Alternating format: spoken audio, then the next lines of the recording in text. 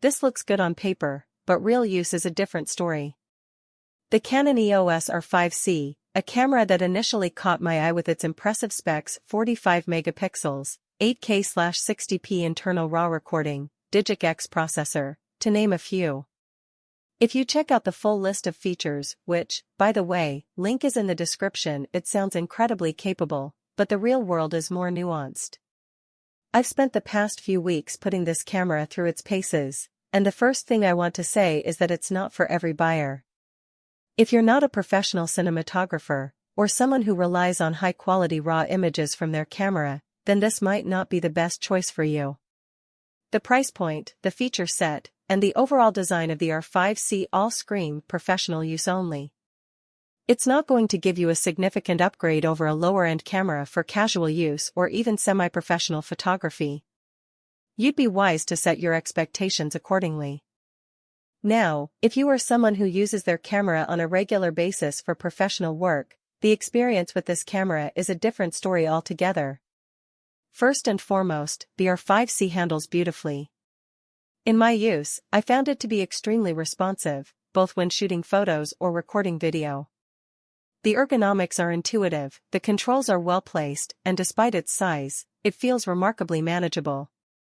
It's easy to get used to this camera, but, let me be clear, it does take some getting used to. I was skeptical about the hybrid nature of this camera at first, the blend of stills and video capabilities, but after using it extensively, I can confidently say that it performs incredibly well in both modes. The image quality from the 45 megapixel sensor is stunning, and the RAW recording allows for unparalleled flexibility in post-production.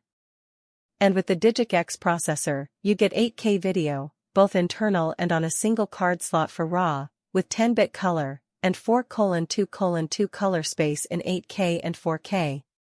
You also get a whole host of features that professional videographers and photographers will appreciate, like 12-bit RAW files for maximum tonal range. This is where this camera really shines, in high-pressure situations where the stakes are high and precision is absolutely essential. It's for filmmakers shooting high-end productions where every frame counts, and for photographers who need to deliver top-quality images on time and on budget. But let me be clear, this is for a very specific group of users, the ones who will get the most out of this camera's capabilities. Now, as with any high-end device, there are some limitations to be aware of. For me, one of the biggest drawbacks was the battery life. It's not terrible by any means, but it's certainly something to keep an eye on during extended shoots or on location where recharging might not be straightforward. It's worth noting that this camera is built for heavy use, so you will be able to squeeze out more battery life if you're smart about your usage, but it's something to be aware of.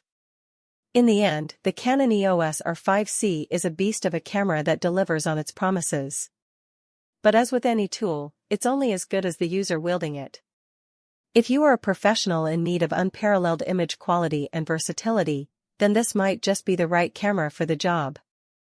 But if you're looking for something a little more casual, or even for use in semi-professional settings, you might want to take a closer look at other options in your price range.